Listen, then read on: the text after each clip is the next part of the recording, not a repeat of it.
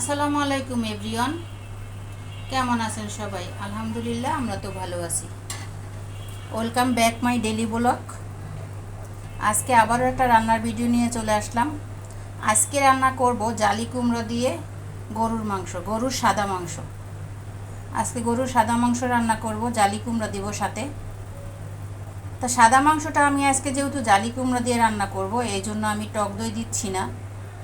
দুধও দিব না, টক দই দিব না। টক দই আর দুধ ছাড়াই আমি সাদা মাংস রান্না করব। জায়ফল জয়ত্রী আমি যে যে মশলা ঘরে আছে রেগুলার মশলা সেটাই দিব, সেটা দিয়েই রান্না করতেছি। আমি এখানে দিয়েছি মরিচের গুঁড়া, হলুদের গুঁড়া, যেহেতু আমি সাদা মাংস রান্না করব হলুদের গুঁড়া দেইনি, মরিচের গুঁড়া দিয়েছি। মরিচের গুঁড়া, ধনিয়ার গুঁড়া, জিরার গুঁড়া, গরম মশলা, দারচিনি, এলাচ, লং, তেজপাতা, আর এটার সাথে আছে জায়ফল জয়ত্রী, পেঁয়াজ, স্বাদ মতো লবণ আর তেল। রেগুলার তেল যেটা আমরা ব্যবহার করি সেটাই দিছি।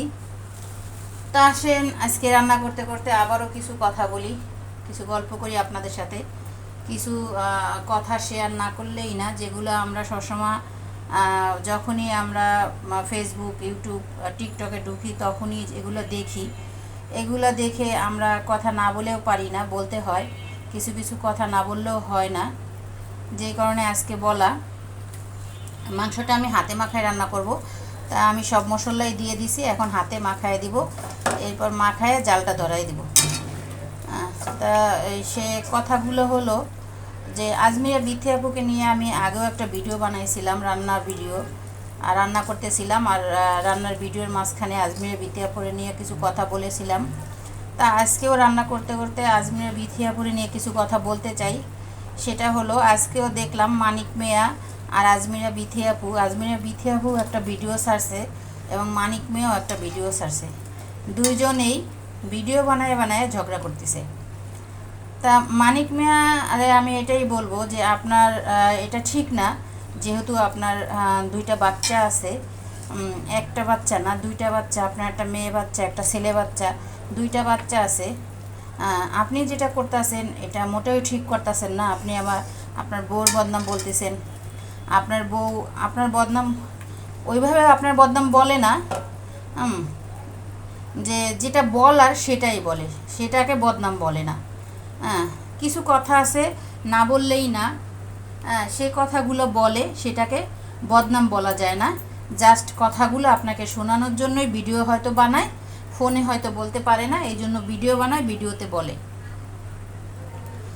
ভিডিওতে বলে এবং সবাই শুনে যে কার দোষ কার গুণ, এটা আমরাও শুনি। এই জন্যই জাস্ট ভিডিওতে এই কথাগুলো বলা।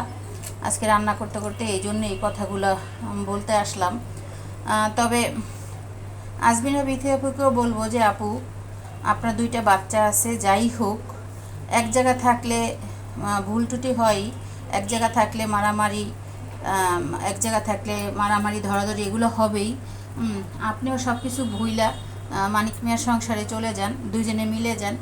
আর মানিক মিয়াকেও বলবো যে আপনার তো বাপ মা আছে, আপনার বাবা মা কেমন, যে আপনার বউ রাগ করে চলে গেছে, এখনও আপনার বাবা মা পারলো না তাকে যায় নিয়ে আসতে, সেটা কেমন আপনার বাবা মা?